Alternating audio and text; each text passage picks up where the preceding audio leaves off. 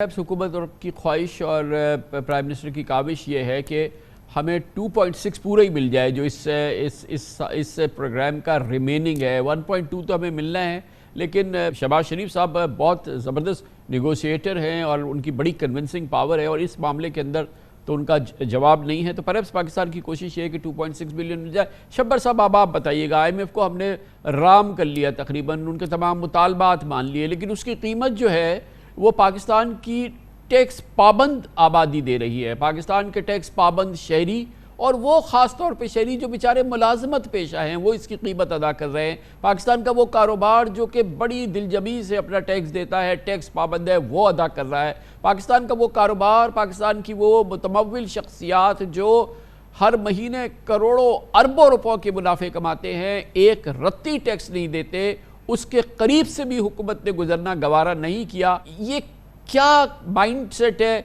देखिए, बिस्मिल्लाहिर्रहमानिर्रहीम, कामरान साहब, पाकिस्तान की शक्ल ये है कि जब आप IMF में जाते हैं तो आप एक अस्पताल में चले जाते हैं जो आपको मेडिसिन मिलती है और उस मेडिसिन से आप अपनी सेहत बहाल करते हैं। मैं आपको बिल्कुल आसान अल्फाज, तो इस वक्त हो ये रहा है कि IMF की जो दवाओं की कड़वी गोली है वो तो हम खा रहे हैं, मगर जो उसकी कड़वी गोली के नतीजे में सेहत आनी चाहिए वो हमें इसलिए नहीं आ रही कि हम उसके साथ ऐसी भी जो एहतियात हैं या जो अपनी वर्जिश है वो नहीं कर रहे। मैं मिसाल देता हूँ आपको और आपको ये बात पूरी तरह समझ आ जाएगी। देखें, IMF ये कहता है कि आप टैक्स का हुजूम बढ़ाएं, वो ये नहीं कहता कि आप जिन लोगों पर टैक्स लगा है वो लगाएं। हम उन्हें ये चक्कर देते हैं कि जी हम 9,200 कर देते हैं, हम 9,800 कर देते हैं, हम 10,000 कर देते हैं, मगर हम जो 9,200 या 9,300 करते हैं वो हम उन्हीं लोगों से लेते हैं जिन लोगों से ले रहे हैं। मैंने टैक्स के मामलात को बड़ी डिटेल में IMF के साथ डील किया है और मेरा आज भी उनके साथ डायरेक्ट ताल्लुक़ है। अगर पाकिस्तान IMF की जो कड़वी गोलियां खा रहा है और उस कड़वी गोलियों का असर इस तरह के मामलात पे चलता रहा तो ये माशरे की सोसाइटी क्लैप्स कर जाएगी।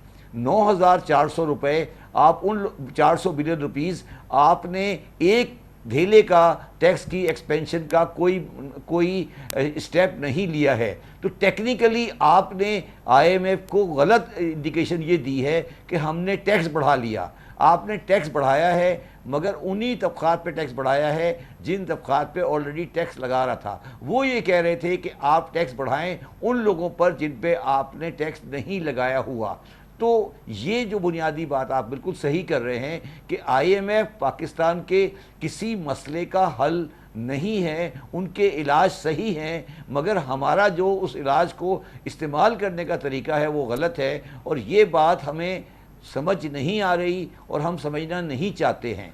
तो और ये इस वक्त जो शहबाज राणा साहब ये बताइएगा कि IMF को क्यों परवाह नहीं है कि हमने बड़ी एक इनिशिएटिव ली थी, शुरू किया था बड़ा कि हर 50,000 रुपये से ज़्यादा की ट्रांजैक्शन पे NIC देगा और एक डॉक्यूमेंटेशन की तरफ सिलसिले का आगाज़ किया था, और ये क्या बड़ी वजूहात है कि ये कोलैप्स हो गया, आपको छोड़ के आना पड़ा और ये पूरा निज़ाम जो है ये फर्दर डिप्लीट होता चला गया। मिफ्ता इस्माइल आए, उन्होंने दुकानों की जो बिजली का बिल है उस पर उन्होंने एक छोटा सा टैक्स लगाया, मरियम बीबी ने एक ट्वीट करके उसको वापस दिला दिया।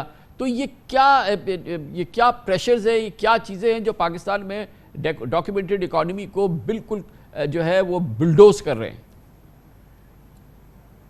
देखें कामरान साहब, पहले तो मैं ये क्लियर कर दूं कि IMF की और जो टेक्निकल लोगों की हालत है वो ये है कि 3-4 लड़कियां होती हैं जिनकी उम्र 40-45 साल 30-35 साल की होती है और आजकल वो सारी स्पेनिश हैं।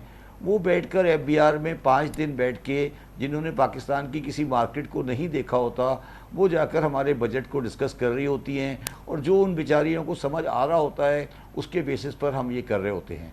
और ये हमारी गलत बात है कि IMF हमें कहे कि हम ये करें, हमें अपना घर खुद सही करना है। जो बात आप कर रहे हैं ना कि ये जो पाकिस्तान में टैक्स क्यों नहीं सही हुआ, तो मैं आपसे सिर्फ एक सवाल करता हूँ कि एक बुनियादी चीज़ मुशर्रफ साहब ने शुरू की थी जब उन्होंने पाकिस्तान में प्रॉपर्टी और एसेट का सर्वे किया था। उस वक्त फौजी गवर्नमेंट थी اور اس سروے کے ریزلٹس وہ بوریوں میں بند پڑے رہے اور وہ باہر نہیں نکلے.